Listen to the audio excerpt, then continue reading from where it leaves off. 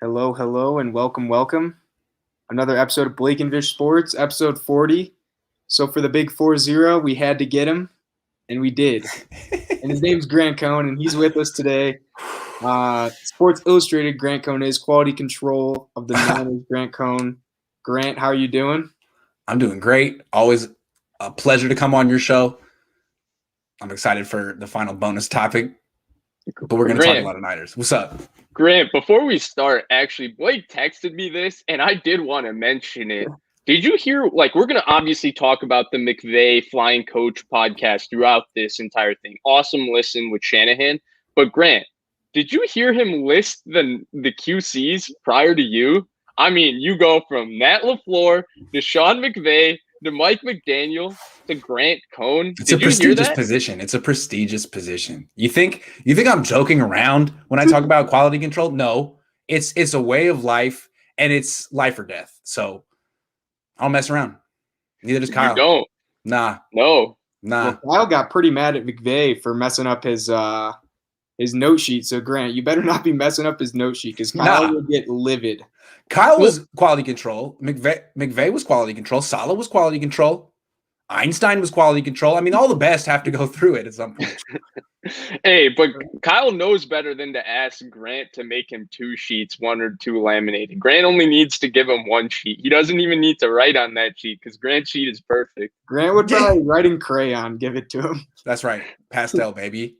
Yes. Yo, I hated, just a side note, I hated when we had to use oil pastels in art class in elementary school because they used to get my hands so dirty. And we would have art class before lunchtime. And no matter how much I washed my hands, I did not feel comfortable eating my peanut butter jelly sandwich after. That was different. Pastel was my favorite because there was no pressure to color inside the lines. It was just a bunch of smudges. I was like, I got this. I'm going to be the smudge master. And I like the colors. Because I was born in 1988 and I just got that, that Miami Vice feel. I always liked that. Ooh. I just bought some yellow shorts just to be obnoxious. Yellow. Why? Yellow pastel, because why not? Why wouldn't I? Good point. Touche. QC job right there. All right, we can get started. All right, let's do it. So we're talking about the podcast. Flying. What is it exactly, Vish? I forget the. Why do they call it what is a flying coach? What is that? I don't get the reference. Flying coach to me sounds like flying economy class, like an airplane reference. Oh, yeah, that's what it is. I got it. That's exactly what it is. Yep, got it. But I don't understand how that relates to NFL. Yeah, I have no clue. It's confusing. Yeah, they should have a different name, but okay. Flying Coach podcast with Peter Schrager and Sean McVay. And before we start, can we mention McVay's incredible as a podcaster? Mm-hmm. Yeah, he's got a future. Oh, yeah. It's almost like is he going to go like Gruden and kind of retire early and just get like $100 million deal like Rogan? Because it seems to me that what he's trying to do is the NFL version of Rogan. Look at all the people I know. Look at how I get them to talk at length, candidly. Who else can do that? Except for us. Check me out, 2:30 tomorrow. Yes. Unknown 49ers top player. No, but that's what McVay's trying to do. He's trying to do that Rogan thing. You think so? Yeah, because I think that's the future. You don't necessarily want to be like the guy on Monday Night Football. That's kind of getting played out. But to have the #1 NFL podcast, that's kind of fertile ground. Someone could have that. You know what I'm saying? Especially look at what Rogan just did with UFC. That's fair. That's fair. Yeah. All right, so let's get into the content of the podcast, Blake. Yeah, so basically there was an episode recently, and they got Kyle Shanahan on. 49ers fans were just blowing up their email, leaving voicemails, basically harassing them to get Shanahan on here. And McVay and Shanahan are really good friends, so that made it all the better. And then Schrager's an awesome co-host too. So basically – they were getting into the details, and they started talking about the Stafford trade and how Stafford's on the Rams now. And Shanahan was in Cabo, and he was very frustrated, I guess you could say, with how fast this was moving. And basically, he said he started scouting him and called him very underrated and that he overlooked him. But he did see him in college at Georgia, and he was obviously amazing there, #1 pick. So bottom line is he called him underrated. Grant, what are your thoughts on this and just this whole topic of Stafford and Shanahan?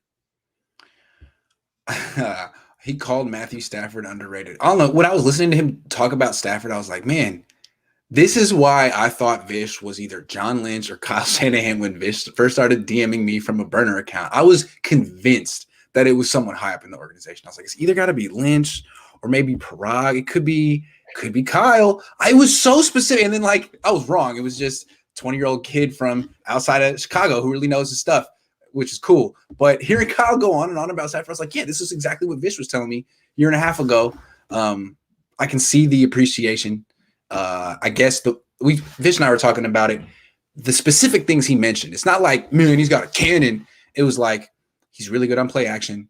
He knows where to go with the football. Yeah, that's the kind of stuff he looks for. So I do think that he's really nervous about the Rams. Let's put it that way.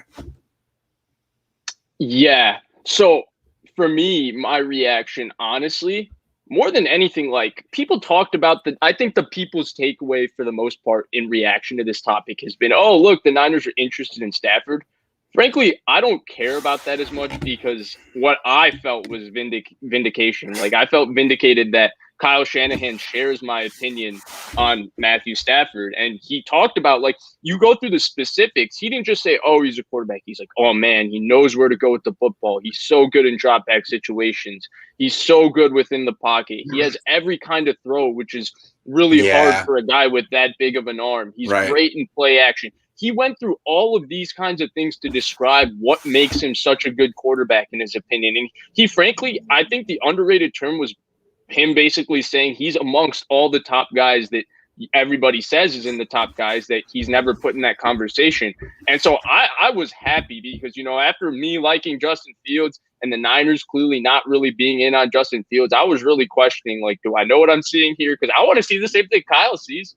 So I was ecstatic that he said those things about Stafford. And honestly, it for me, like, that was the most important thing. Like, listening to the two of them, especially because talk so candidly about a player.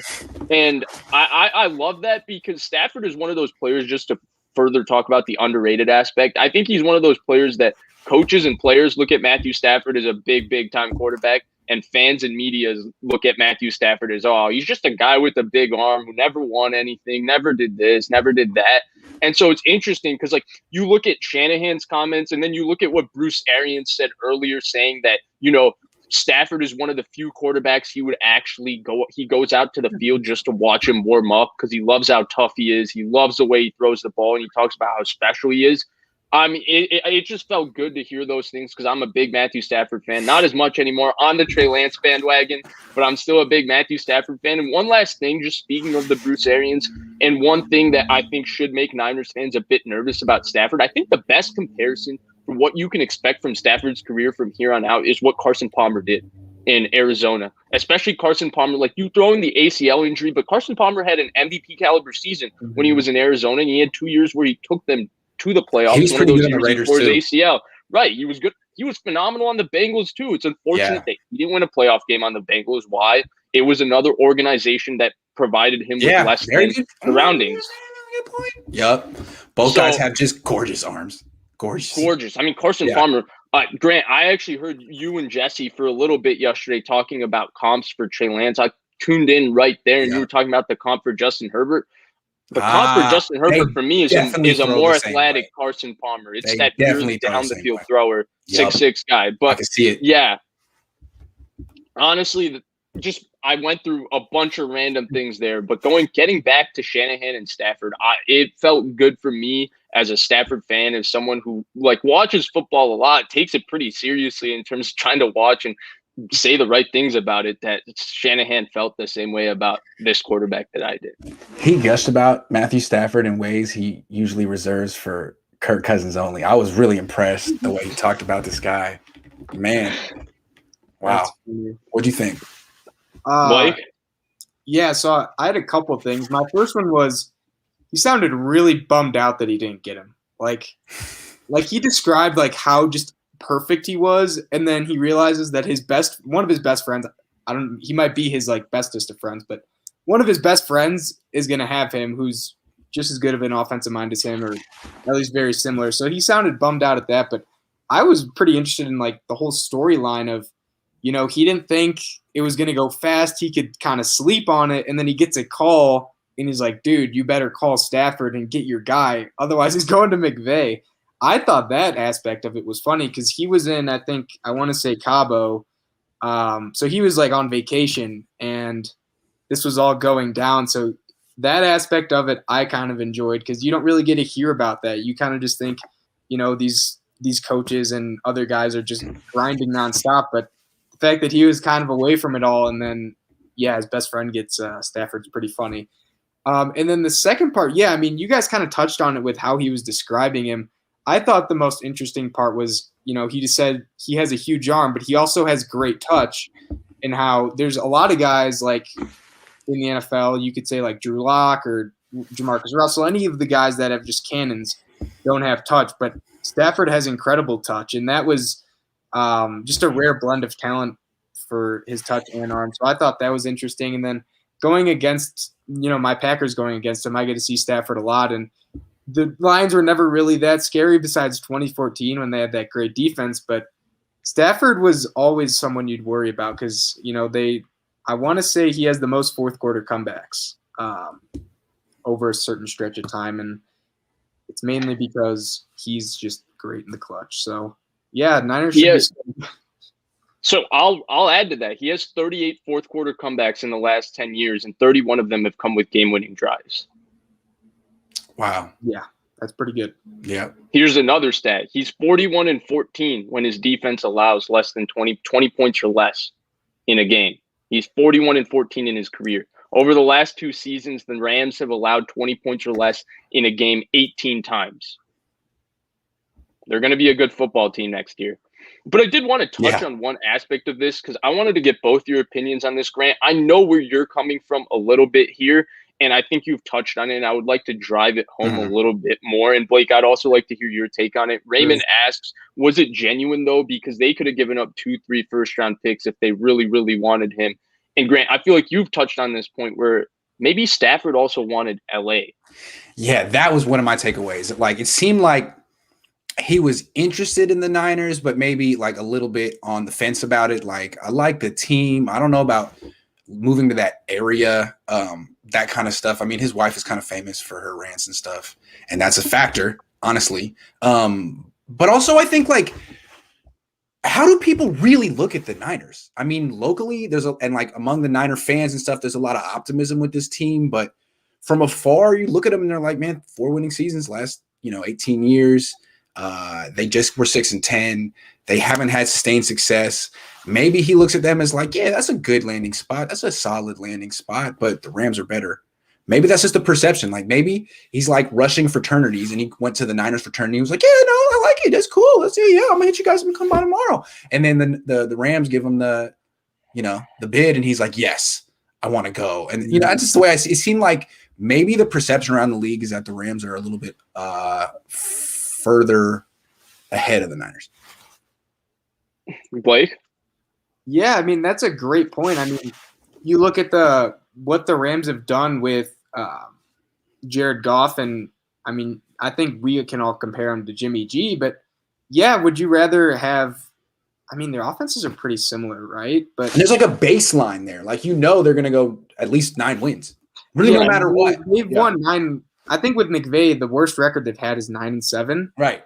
Mm-hmm. And that defense, I mean, they have Donald, they have Ramsey. I'd say the Rams defense is probably going to be better than the Niners, although I'd say it's close. I think there is maybe – you'd have to be a little more optimistic if he went to the Niners and trusting that all the parts are going to fall into place like they did in 2019. Yeah. But with the Rams, you kind of know that there's at least a certain level of success that will be obtained with him there. And that has been obtained even with what we believe to be a lesser quarterback. And that offense is still – I mean, both offenses are comparable. I'd say both have a lot of talent. Yeah. Both defenses have a lot of talent. Well, I don't know. The Rams have just been better recently, and that's kind of the bottom line. Yeah. Okay, that's interesting because I actually don't think it's that deep. I don't think it's as deep as much as I want to go to a better team.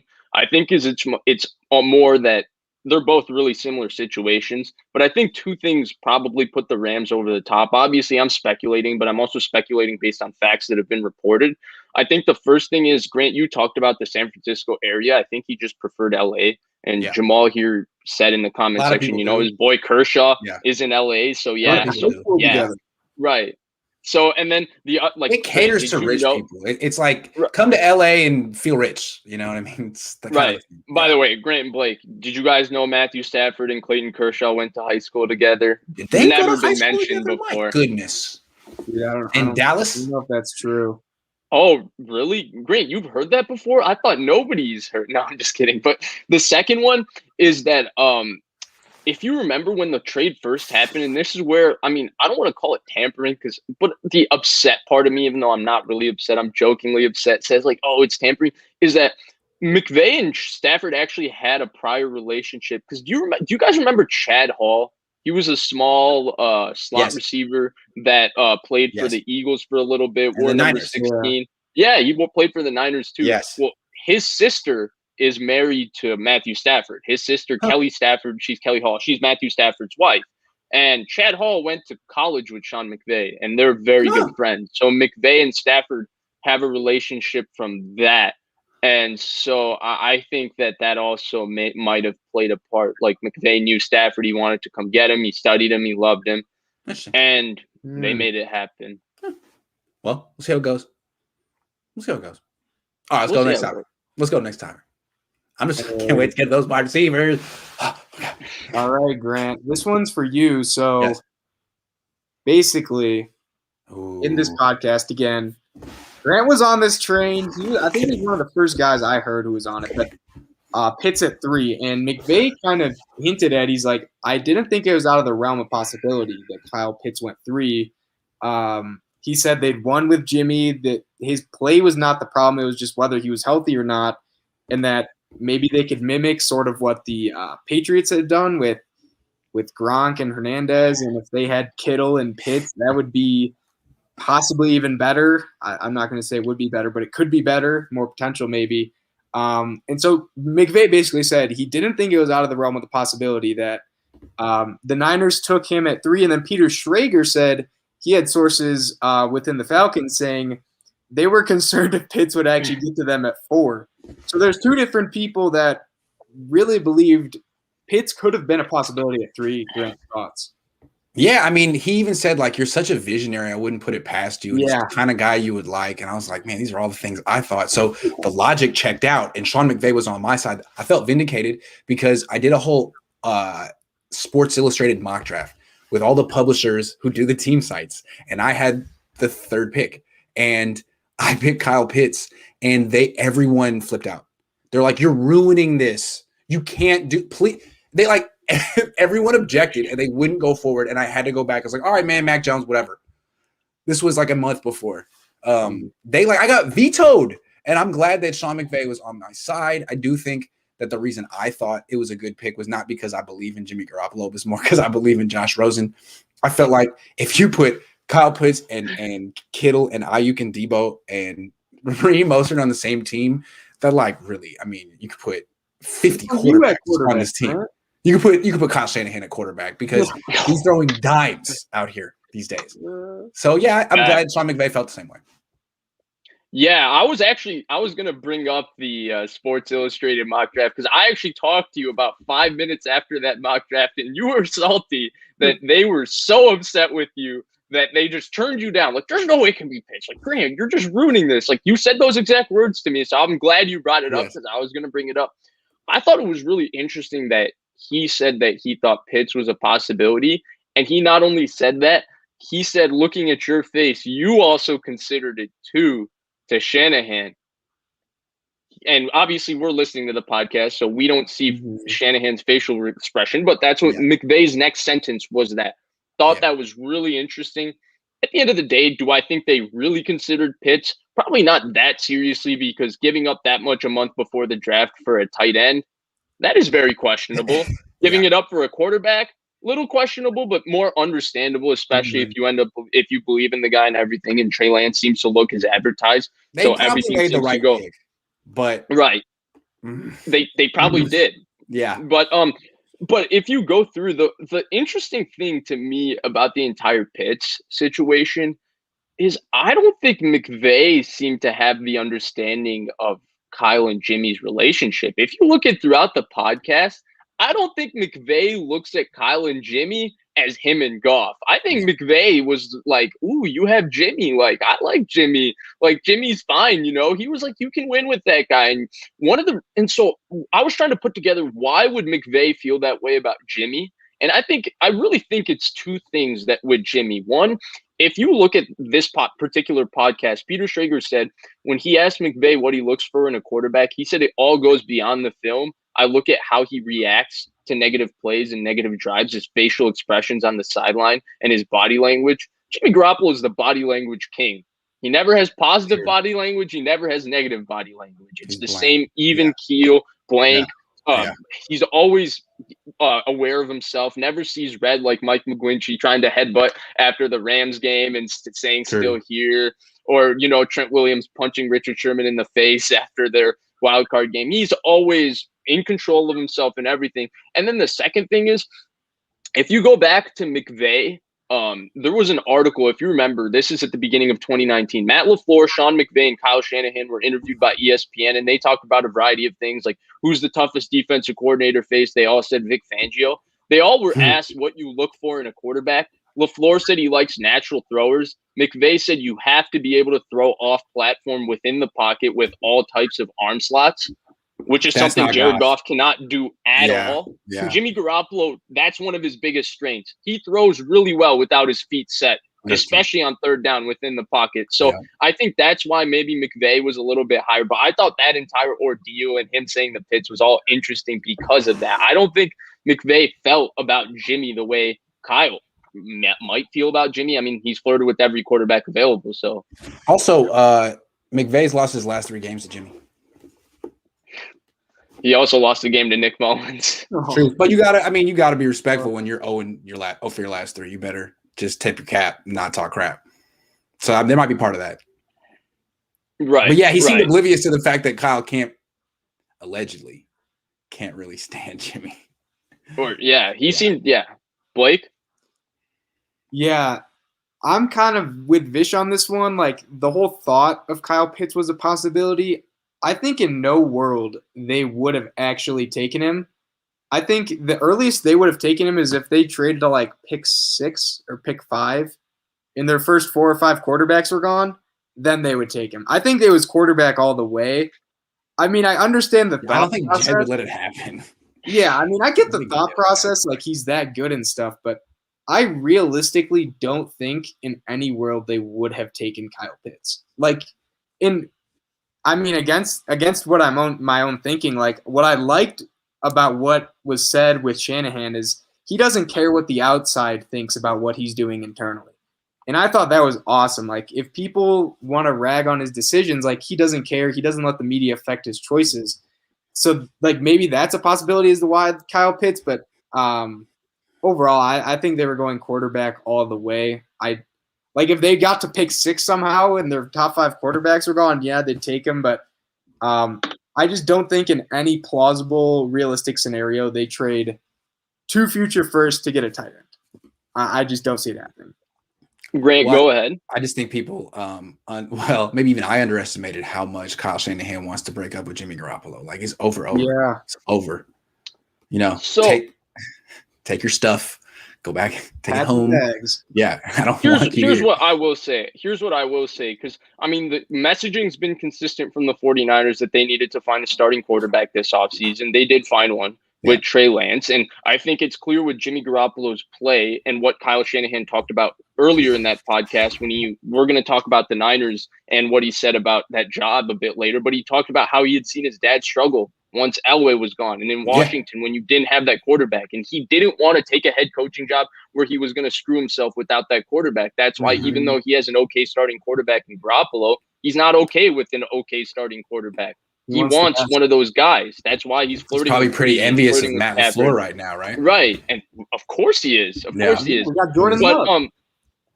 True.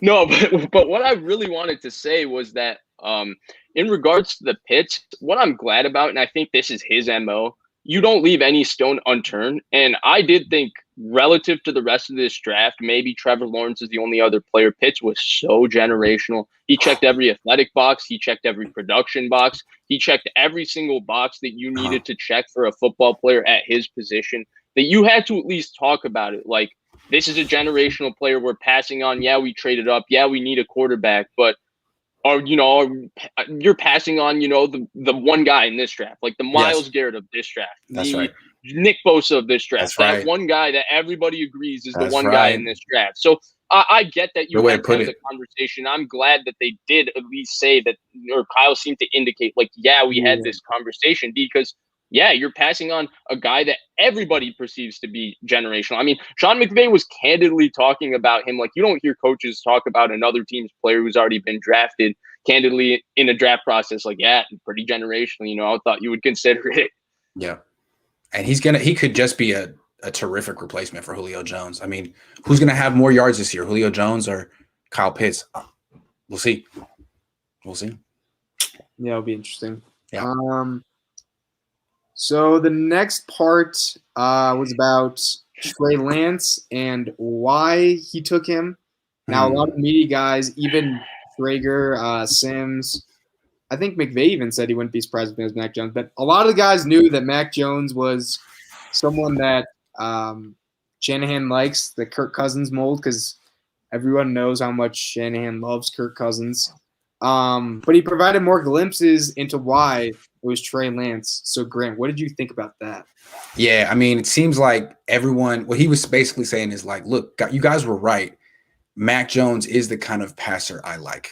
Yeah. He is. You're right. I mean, you guys know me, but I'm not necessarily looking for the best passer right now. I might be looking for the guy who most helps my run game. And it seems to me that all the cutting-edge offensive coordinator coaches in the league who are run first have incorporated the quarterback into their run game. I mean, the Saints have, the Ravens have, the Patriots have, the Cardinals have.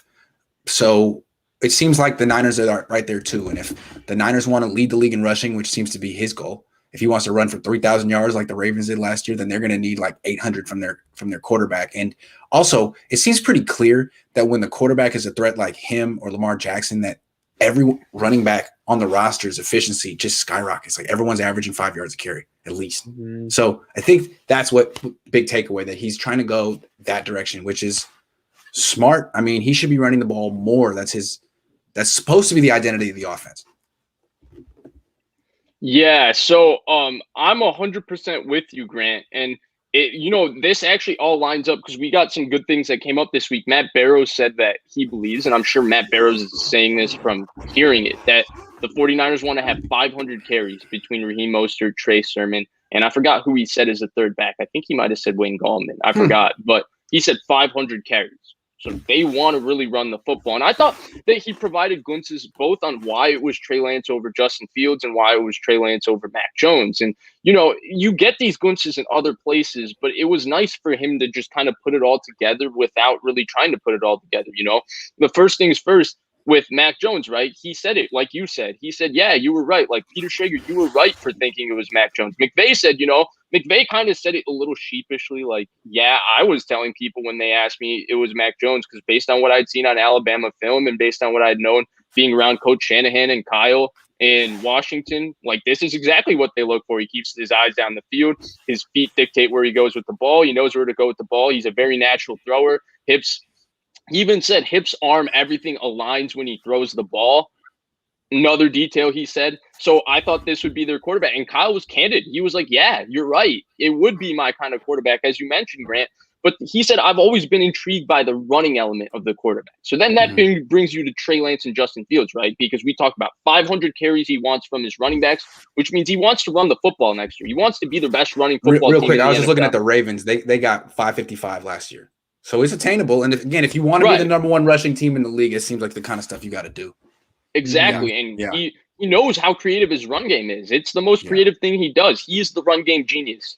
And the run game coordinator, Mike McDaniel, just got promoted. So there might be an even bigger emphasis. It's definitely going to be a bigger emphasis on the run game. And they just gave Kyle Juszczyk a big contract. That's right. So everything. And they just got a quarterback who's going to be involved. Yep. Right. So that brings you to Trey Lance and Justin Fields. But it's the second part that got to me when he said you want at least the guy to have the potential to play from the pocket so that you can improve him and get there. And that's where I think Trey Lance had a little bit of an up on Justin Fields. Not that Justin Fields isn't good in the pocket, but based on what the 49ers are looking for in terms of being able to operate the under center play action game with precise footwork and timing, that was something Justin Fields did in college, but it wasn't as much of a pro-style aspect to the Ohio State offense as it was in the NDSU offense, which is why I think Trey Lance, he looked at and he said there's less to fix in terms of his ability to play in front of the pocket because it's already something he's comfortable with in a similar fashion. So I think that he provided glimpses. I know a lot of other people have put it all together, so I apologize if I'm reiterating it, but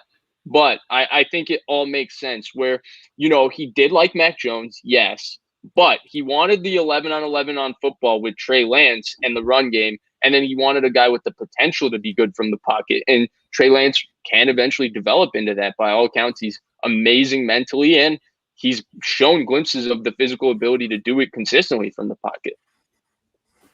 Interesting. Yeah, so with the running, I just wanted to touch on something else that was said, but basically, when he was talking about 2019, he talked about how their main goal was to run as much as they could. And he said in the NFC Championship game, he's like, people harped on for Jimmy only having 8 runs. He's like, Jimmy only having 8 passes. Yeah. He's like, why would I pass when I can just run every single play? And I think that goes to show, like, he wants to run the ball. And he said, in 2019, that was our main goal. And with our defense, it helped because we didn't have to, try to ramp it up and score a bunch. We could kind of slowly get into the game because our defense was so dominant. And he said he gave a few games where, they had to go berserk on the passing. But what I took away from that was basically, if their defense is one of the best, and I think this year should be improved, hopefully with, more health, that he's going to lean on the defense a little more to get stops, and he's going to try to grind out games more and just sort of run the ball down teams' throats. And that's what I kind of took away from it. And what better to do with a guy who's 6'4", probably 235, 240, and runs like he's just the biggest person on the field. That's right. And then plus, they're going to get the 4 other whatever running back they have is going to average 5 yards a carry. It really doesn't matter who it is. Yeah. I mean, Grant, that's you mentioned it too with the running quarterback, like specifically the Ravens, because when they do a read option and, you're not blitzing, that running back's getting just a free lane up the middle, and that defender's frozen because, you got to watch out. You're probably more scared of Lamar than any running back they're going to. Exactly. So J.K. Dobbins over there averaging 6 yards a carry. Is he better than Nick Chubb? No. But he's good, and he's in that offense. Yeah. Exactly. So I think the broad point being made, or that I'm trying to make, is he does want to run more. Vish, you mentioned he has one of the best run games. They brought back Juszczyk. They got some new old linemen. Banks is supposed to be a good run blocker.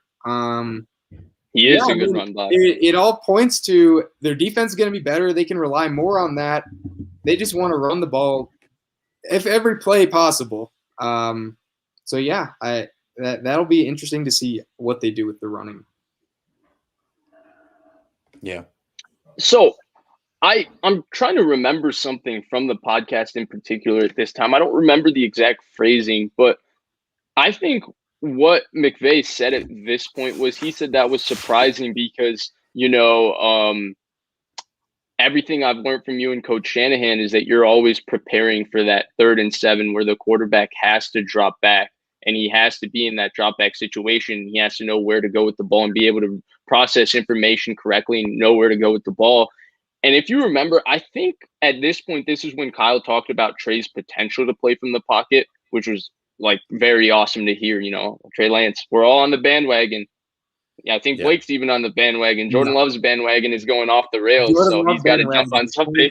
But I'm joking. But he also mentioned about how he was an off-schedule quarterback at this point when he played through Pee Wee and Pop Warner, and he wasn't that great of an athlete, and how Tom Brady, Drew Brees, Peyton Manning, those guys have so many reps in the pocket. It's almost as if they played like that kind of quarterback when they were 10 years old, and you can't really have that expectation because you're not sure if you can develop it. Like, guys can study it really hard and know where to go with the ball and throw the ball accurately, which to me screamed. He was talking about Kirk Cousins, but eventually you needed an added element of something, and having the quarterback have the ability to run makes it easier for you to call the game for them as a coordinator, because you can limit drop back situations by having an extra way to run the football. Yeah. Definitely. So that'll wrap up the Trey Lance topic. There was a couple comments got to get to. Yeah, there's a couple super chats. Let's see further up here. I got them right here. Awesome. So Chris Royale says, guarantee the conversation happened and they were really kicking the table, but it came down to if they thought Jimmy could elevate Pitts. Fair. I mean, it seems like something that coaches would talk about and fantasize about, but they actually wouldn't mention out loud to the owner, because it's like, what are you talking about, right? But it's something coaches would want to do. It's a fantasy, but you can't actually do it. You can't sell it. I mean, yeah, if you do that and he doesn't turn out to be great, or Jimmy keeps getting injured, it's bad. You're looking for employment. So, but he is the best player available, and it's never bad to take the best player available. It's usually a good thing, but I think Lance is good too. So yeah, he's good too.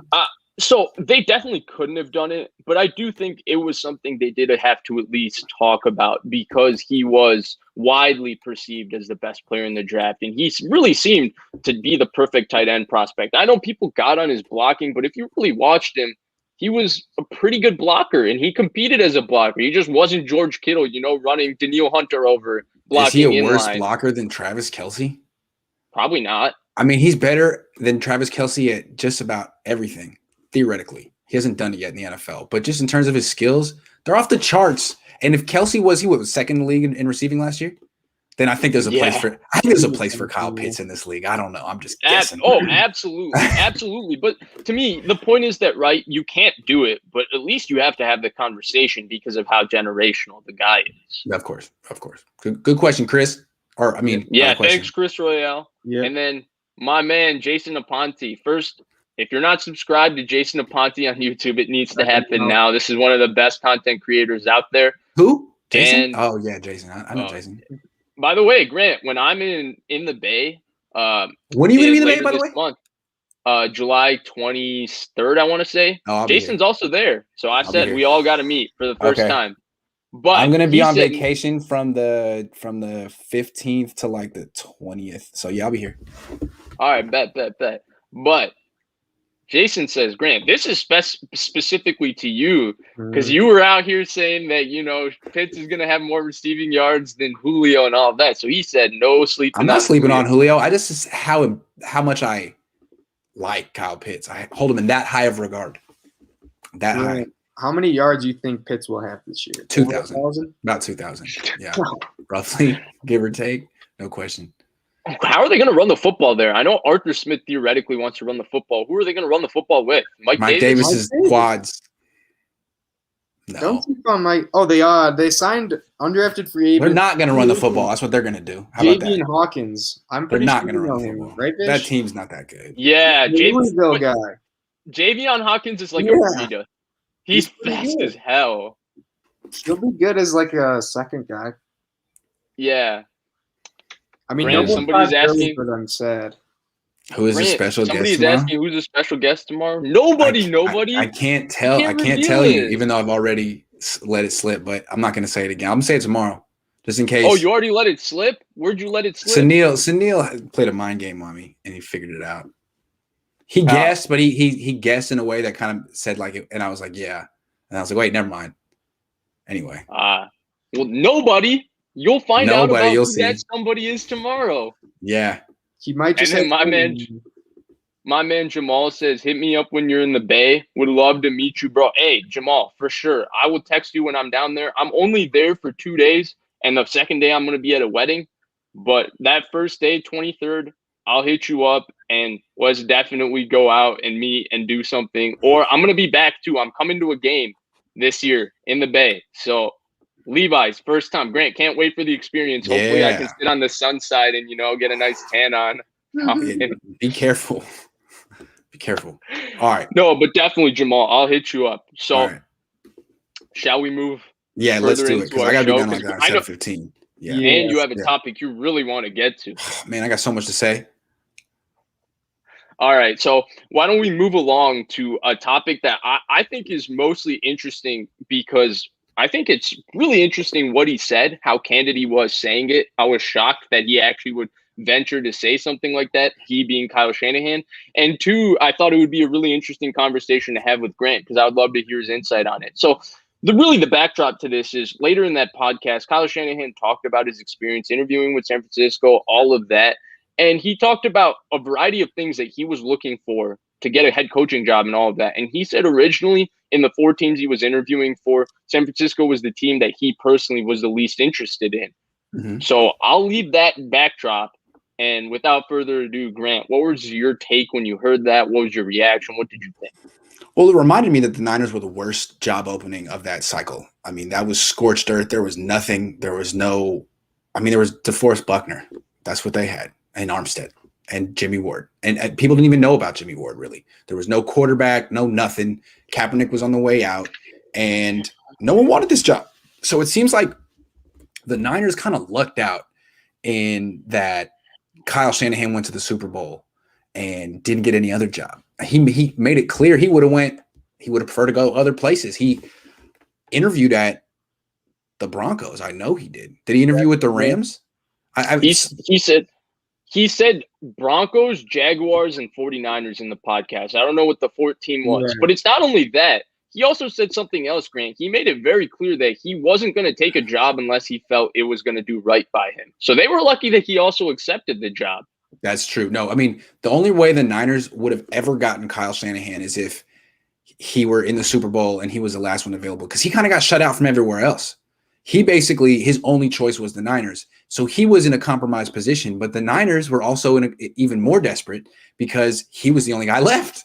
And to get him, they were going to have to give him whatever he wanted. So what he got was not the place he thought he wanted, but a very desperate place that was willing to give him a blank check, basically, and let him write the terms of his contract. And he did. Blake, what were your thoughts when you heard this?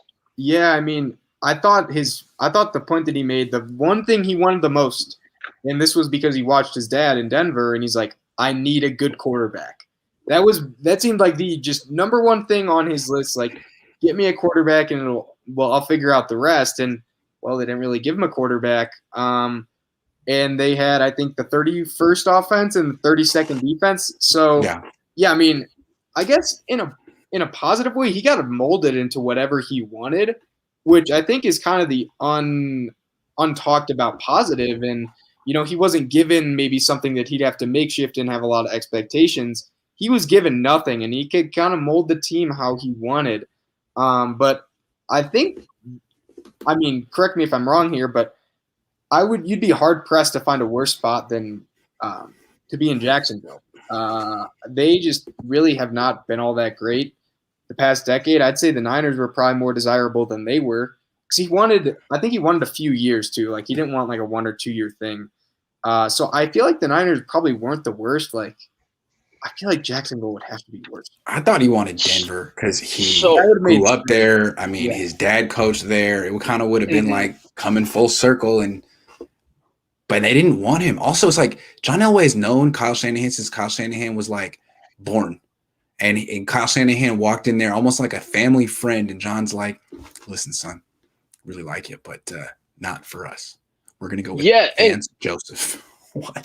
if you remember, the reason that Denver job would have been so desirable for him is they won the Super Bowl running a similar style offense with Kubiak, and they did it with a quarterback in Peyton Manning who was not Peyton Manning when he won that Super Bowl. That defense was still loaded. They brought that defense back. It was stacked. It was still an excellent defense. Yeah, they were in the middle of a revenge tour of their own over there. Right. Kyle could have looked at that situation and said, all they need me is to fix the offense, and I can do a couple of tricks and make it work with Trevor Siemian, and I will make sure we can run the football. Right. And Denver would have been a Super Bowl team he might have thought from year one. But forget that. Denver went with Vance Joseph, who they perceived to be the next Mike Tomlin, which he clearly was not. But let's talk about Kyle in this job, right? So, Blake, I think you're right. I think Jacksonville, in theory, is a worse hiring spot. because the Niners, one thing they do have is they have pedigree and history, right? 5 championships, Bill Walsh, Mike Holmgren, Mike Shanahan, Steve Mariucci, George Seifert. Like the number of coaches, not just head coaches, that have come through the pipeline of the 49ers between the like Denny Green, 80s to the early 2000s is insane. It's insane. But I think the one thing that was a problem was it wasn't just Jim Harbaugh going. It was the 2 coaches in 2 years, 3 coaches in 3 years if you include Harbaugh, and then how bad the roster was. The fact that they were turning over a lot of the roster. If you remember, they turned over the roster in 2014 to try and rebuild it for Harbaugh and have one last hurrah with him. They went 8-8, and then they turned it over completely. And the Niners turned it over a third time with Kyle Shanahan because he didn't want all the guys that Trent Baalke picked to turn over the roster with. So they turned it over 3 times in 3 years. And then not just that, if you remember, the one thing that really should have been talked about was that was the worst run defense in NFL history. Yes, it starts with Jim O'Neill with a horrible scheme in terms of how they fit runs. But it was the Red Sea. It was the worst run defense in NFL history. Yeah. And Kyle Shanahan did I think he put 300 on them. With that day at Levi's, he put 300 yards rushing, 300 yards passing. Yes, without Julio Jones playing in that game, so he kind of knew how poor that defense. That wasn't at Levi's. That was in Atlanta, if I remember correctly. Oh, it was in Atlanta. Dome. There was no Julio. It was like Aldrick Robinson and Taylor Gabriel and Tevin Coleman and Devontae Freeman. Yeah. It was the real killer was Thomas Rawls. Do you remember that guy on the Seahawks? He only lasted. He was super good. Yeah, he was definitely good. Calling him like the mini Marshawn, and I remember he dropped 200 yards on that defense. He was dope. Yeah, he went for like 200 against the Niners, didn't he? Yeah. Yes, that was one of the games that made him mini Marshawn. Yeah, I was at that game. Absolutely. But if you look at it, he said that he called them, and he said even after the interview, he said he felt a lot better. He felt a lot better with this conversation with Jed and Prague, and he felt great about them. But he said he still called them and said, I have a list of things that I want. And he told his wife when he got back to his house, he said, I feel better about San Francisco. And she told him all the reasons he doesn't. But the funny thing was, he said he still had a list of wants that he wanted. And that wants, I'm assuming, was basically the control that he has. And he said once they returned his call and said that you can have the level of control you want, I think that's when it materialized. I thought it was interesting. The only thing I really thought was interesting about this conversation, because I'm assuming a lot of this happens in most head coaching cycles. Like, I'm sure not every coach is totally enthused with the teams that are available hiring them. The unfortunate reality is that you might not be the guy in the head coaching cycle. So when you're hot, you just got to strike when the iron's hot. But I was just shocked that he actually talked about it. And he talked about his entire thought process all the way to him sleeping and waking up 2 minutes before the Niners interview and throwing on his suit and putting water on his hair and going to it. It was very interesting. I wonder why the Broncos didn't want him. That's the one thing. John, you knew him. I mean, you know him as well as anyone in the world. And you were like, nah. Why? Is it hard to sell the Shanahan name in Denver? No, I don't think it's that. But do you really want to hire a coach after having his dad? I mean, I was a kid, but I remember the circus it was with Mike Nolan trying to take over after his dad. They hired Vance Joseph over Kyle, man. I mean, how did that happen? I mean, I understand. They hired him not only over Kyle. I'm sure because Denver is considered to be a top class organization. They are. I think McVay was the first one to get hired in that cycle, if I remember correctly. They missed on McDermott though. McDermott went to the Bills. McDermott was in that cycle too. Yeah, it was got the short end of the stick. Yeah, they really messed up.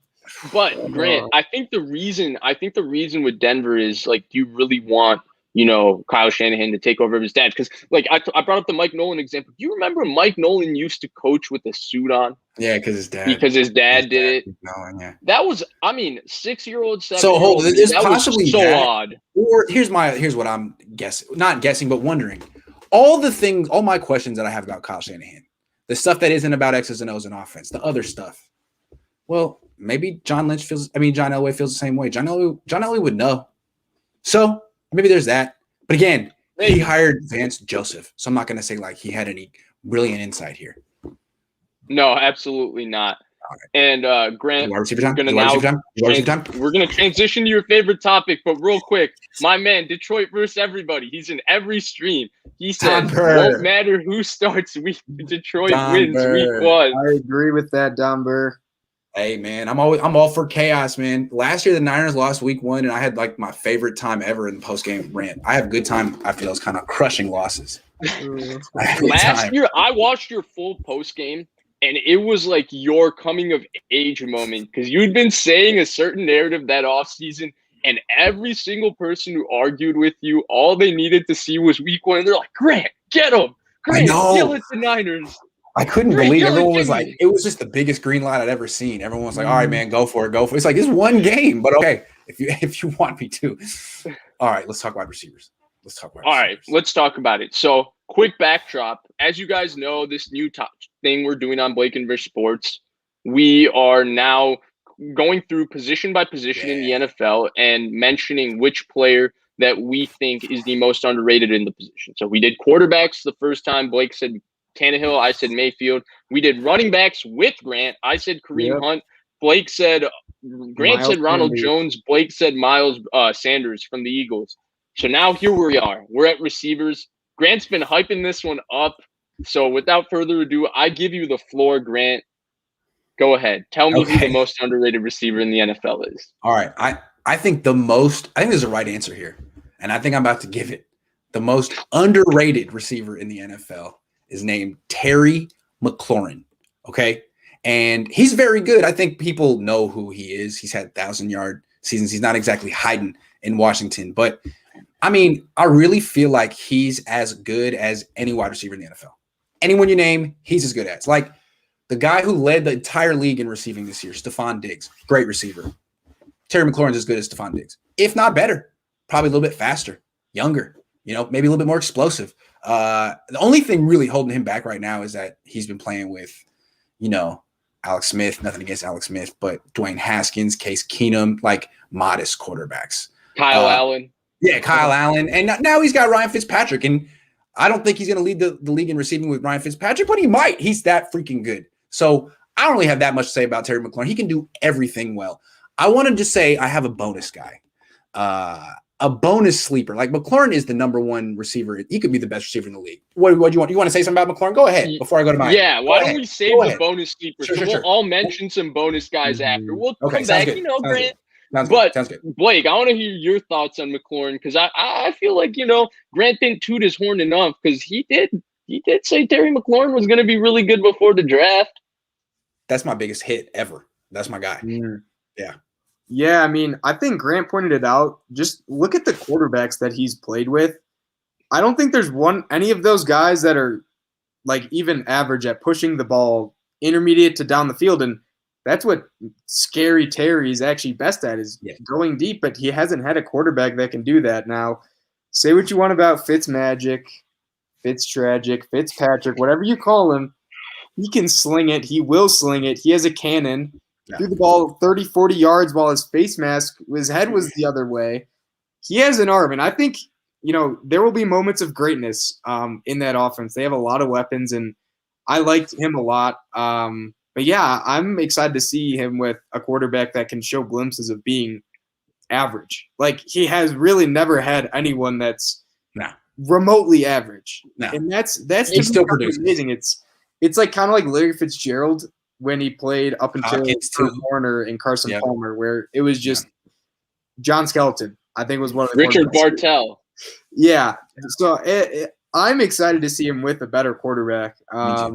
Yeah, he's a beast on the field, so we'll see. Yeah. All right, who you got?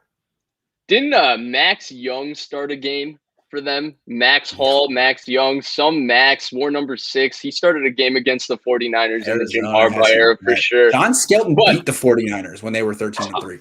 I do remember that. The Niners signed John Skelton, and they realized wasn't that the game Deshaun Golson punched early Doucette? Yes. But real quick, I also wanted to touch on Terry McLaurin just to drive this point home. Just wanted to go through real quick. What I wanted to mention is, so Grant, you mentioned how he's underrated, and it's not because everybody agrees. I think Terry McLaurin's good. I think the question is how good.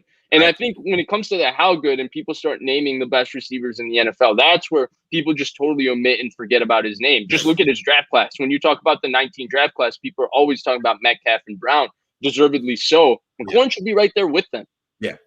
Yeah, absolutely. Absolutely. Yeah. Yes. McLaurin is every bit as good as them. And you talk about the quarterbacks he's produced with, absolutely. And one of the things I think that's underrated about him is that he's actually really good after the catch. It's one of the things that doesn't get talked about enough with him, because in college, if you remember, Paris Campbell was the yak guy. Then you look at this draft class, A.J. Brown's incredible after the catch. Metcalf's incredible after the catch. Debo is. But McLaurin, I mean, the fact that he would produce the way he produced with Alex Smith at quarterback, especially Alex Smith with his legs still being what it was and his inability to throw the ball 10 yards down the field, tells you how great he is after the catch. Just wanted to mention that out. Hey, shout out to Scary Terry. Yeah, shout out Scary Terry. If you want to give yourself a laugh, go back and read the official NFL.com scouting report of him. They're like, seems like a decent backup who's really going to make his mark on special teams. Yeah, okay, sounds good. Right. Was he a second rounder? Like third. A little Third. They didn't use him at Ohio State. I don't know what it was. Maybe it was a Dwayne Haskins thing, but I mean, even in the pros, Dwayne Haskins would throw to Scary Terry, but in the college, it was all about the drag route to Paris Campbell. They were running a version. They were running a version of the any offense with Phillip Rivers. Any offense with Phillip Rivers, the two throws you see constantly is you'll see him throw crossing routes because they'll run a ton of mesh, and you'll see him throw corners. And Phillip Rivers' corner route and his crossing route are like all time. It's like the way he throws those. Dwayne Haskins in Ohio State was crossing route to Paris Campbell, screen to Paris Campbell, crossing route to Paris Campbell. That was their offense. And so when I saw, look, this is the reason I thought Terry McLaurin would be good, and then we can move on. But first of all, he dominated the one-on-one stuff in Senior Bowl. I take the one-on-one drills very seriously. If you can win on that, you're pretty good. Now, Pettis can win on that.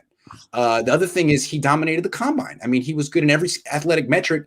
And then you look, okay, he went to Ohio State, so he's probably one of the best athletes in the country. Didn't get the ball that much. Well, that's a lot of wide receivers at Ohio. That was Michael Thomas. So I felt like he was pretty kind of can't miss. But everyone was like, well, he didn't produce. All right. All right, real quick before we go to Blake, I want to call out J-Man Gold, my man, with a little bit of disrespect. Oh, right now? We aren't interviewing an actual 49ers reporter in Grant Cohn. Dang. Oh, they're interviewing Tabor Pepper. Okay, well, we don't want to step on the long snapper? Yeah. All right. We don't want to step on their toe too much. So you guys go ahead. J-Man Gold. Yeah, we have Grant Cohn on. Come on. Tabor Pepper, Grant Cohn. Come on. No, I'm kidding. We'll be done soon. Yeah, I'm kidding. Definitely go check that out. Both Jack and Jesse do a phenomenal job. So without further ado, I'll just give Blake the floor. We can talk about Blake's underrated receiver. Who is it? Tell me. Vish, we have same team, so we can just talk about him. But both on the Panthers. Mine is the more of a deep threat guy. Came from the Jets. Kind of his coming out party, I guess you could say. But I liked him on the Jets a lot, honestly. And that's Robbie Anderson. So was on the Jets, played with Darnold. Darnold's coming back. And I think everyone knows Teddy Bridgewater's not the type of guy to go down the field very much. He threw a drag route on 4th and 10. Famously gets made fun of that. But when he did push the ball down the field, Robbie Anderson's pretty good at contested catches, incredibly fast. Not the best after the catch. Like, if you get your arms on him, he's probably going down. But crossing routes, anything deep, pretty good at slant and goes. I like him a lot, and he could play outside or slot. And I think he was kind of the forgotten guy that people don't really talk about with the Panthers. I guess they're all kind of forgotten. But I like him a lot, and I think, he'll have another 1,000-yard season, especially with a quarterback that has a way bigger arm and is more willing to go down the field in Sam Darnold. So Anderson, baby. My bad, excuse me. But so, Grant, I'll also just mention mine, and then I'd love to hear your take on him. As Blake kind of set it up, they're on the same team. Jamal knew it was coming. It's right on brand. I've been kind of tweeting about this hard a lot, and it's without a doubt DJ Moore. DJ Moore is without a doubt to me the most underrated receiver in the NFL. We're talking about a guy familiar with DJ Moore. Can you give me his skill set real quick? I haven't seen a lot of him. If Deebo Samuel and Brandon Ayuk had a baby. Ooh, okay, that's dirty. He's like he's got Deebo's after the catch physicality, explosion, and after the catch ability, which Ayuk has, but I would say DJ Moore's after the catch ability is closer to Deebo. But he's got an Ayuk type athleticism to him and an ability to catch the football down the field. a little bit like Ayuk as well and everything. So without a doubt, I would say, I think that's probably the best way to look at him. But dude, we're talking about a guy who had 1,000 yards with Kyle Allen as his quarterback and Teddy Bridgewater as his quarterback. Yes. This is a very, very good receiver in a division with some good corners that cover him, Marshawn Lattimore and Carlton Davis. And this guy has his way. I think the thing is that he's kind of a quieter, kind of unassuming guy. He didn't have a lot of hype before the draft. Yeah. Right. So people just don't talk about him. I think that he's phenomenal. I think Robbie Anderson is very good as well. I think both those guys, honestly, you could put them both as underrated. Frankly, you could put DJ Moore's teammate, Calvin Ridley, or not teammate, excuse me, draft class peer, Calvin Ridley, also in the 2018 draft class, as another guy who's underrated. But yeah, those two Carolina guys, they're filthy good. They're filthy good. Yeah, Sam Darnold's really in an elite situation to succeed. Yes. Taylor Moton's an elite right tackle. They have a pretty good setup around him. All right, real quick, let me do my sleeper, and then you guys can do your sleeper, and then I got to go eat dinner. My sleeper, this is like the deep. This guy's a number 2 receiver, all right? But I think he's a freaking baller. John Brown. John Brown has been on 3 teams. He was with Arizona. He was with Buffalo. And now I didn't even know what team. The Raiders got him. I like that signing for the Raiders. First of all, he's better than Henry Ruggs. The way I look at John Brown was when Arizona went to the NFC Championship game, he was not the number 1 receiver Larry Fitzgerald was, but he was the explosive element in that offense. He was the X factor. He's what made them dangerous. He was just as important, if not more important than Larry Fitzgerald. Then last year, Stephon Diggs is great, but having both of them and having Cole Beasley's hella good too. But having John Brown was always really nice. And now I see him on the Raiders as being basically him and Darren Waller are going to be quite a combination. I think he's an upgrade over Nelson Aguilar, who went to the Patriots. John Brown. You think John Brown still got it left in his legs? He's been injured quite a bit. He did have an ankle injury last year. He was on the COVID list. Let's see. He's 30. Let's see. All right, we'll see. If not, he had a good career. He did. And I like that you mentioned the Arizona, because I mentioned Carson Palmer earlier. Carson Palmer was bombs away in Arizona to Michael Floyd and John Brown. Yes. John Brown was way better than Michael Floyd. Anyway, who are your sleepers? Mike, go ahead. All right, I got 2. One of them's a homer pick.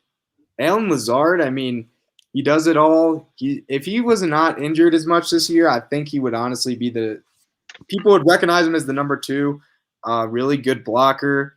He third and over like 12. He tossed Jalen Ramsey off and beat him in one-on-one coverage in the divisional game. Not gonna say too much on that, but no big deal. Would not happen to Jair Island. All right, but in all seriousness, my underrated guy is Tyler Boyd, Bengals slot receiver, 1,000 yards. Pittsburgh. Raven. I want to say it was the Ravens. It was like 4th and 8, and they bounced. They got the Bills into the playoffs in 2017, and John Brown scored like a 30-something yard touchdown to win. But no, he's really good. If he did not play in Cincinnati, I think he'd get a lot of talk. Amazing slot receiver. He's going to get 1,000 yards this year. I know they have Chase. I know they have Higgins. I feel like he'll still get 800, 900, 1,000 yards because he's just that consistent. He just destroyed coverage. He's good. Him and Burrow had chemistry for days. He's good. Yeah, he's just he good. is definitely very good. He is very good. So I liked him coming out of Pitt. I remember him. I funnily enough was going to actually mention Tyler Boyd. So that kind of throws me for a little bit of a loop. Let's see if I can recover here. And so I think there's a lot of guys, honestly, that are underappreciated, but I'm actually going to go to a guy that was a former 49er. I'm going to say Kendrick Bourne. And I'm not going to say Kendrick Bourne because he's not underrated in the traditional sense where you're talking about, a big-time receiver like I talked about with DJ Moore that no one talks about, or Terry McLaurin, He's just, I think, a really, really good, solid player who's very durable, who's good in the red zone, who gets open in tight spaces, can grab contested catches, is a willing and competitive blocker. He just checks every single box of what you need for a consistently good receiver on your football team. Okay. And I think that as Niners, I just think he wasn't appreciated, honestly, for his time with the Niners. He had one game. He had one training camp where he dropped the ball way too much, according to everybody. And then he had one game against Seattle where he had 3 drops. And it's Kendrick Bourne drops everything. He has one drop he has one drop for the rest of the season. It was against the Vikings on a 3rd and 6 when Garoppolo, I think, put the ball maybe a couple inches too far in front of him. Bourne should have definitely caught it, and he let it go through his hands. And get Kendrick Bourne out of here. He drops everything. He's the worst. But honestly, I think the Niners would also have like false starts and stuff. They'd be like kind of boneheaded stuff where it seems like, is he really serious about the game? But yeah. But it was only him, right? It was only him. Like Kittle would have false starts and nobody would say anything. And Kittle would look at the camera with his eyes wide apart. Like, yeah. But no, I'm kidding. But Kendrick Bourne, I think they're going to really miss him this year. And the one thing about Bourne, right, is that he was the one guy that played 16 games year in and year out for this team. He was the one guy that showed up every week. He was excellent on 3rd down. True. He was very reliable for this team. He was very reliable for Jimmy Garoppolo. I do think they're going to miss Kendrick Bourne. I think on paper he's a good fit for New England. Let's see if he ends up being a good fit for New England, because the moment he drops a pass there, those Boston beat writers are going to be like, he dances too much. Look at him and Cam Newton dancing. There's no dancing allowed in football. They're going to be talking about the dancing. But honestly, I think he's a very underappreciated good player. That was interesting. I like that. Guys, it's dinner time for me. Thank you very much for having me on the show. It was a lot of fun. I love the show. We love having you come on. You're the man. All right. You're the man. All right, guys. Thank you. Good luck tomorrow. Go kill it. You're going to kill it. You'll find out tomorrow who it is. All right, guys. Thanks a lot. I'll talk to you tomorrow, man. Yep. Take care. All right, Grant. See you, Blake. Thank you. Appreciate you, man. I actually got to bounce too, Vish. All right. So then we'll wrap it up here, guys. Blake is on vacation, so we got to let him go back and enjoy his vacation. Thank you all for joining us. Please like, share, and subscribe. Share your underrated receivers in the comment section down below, and we'll be back next time. See ya.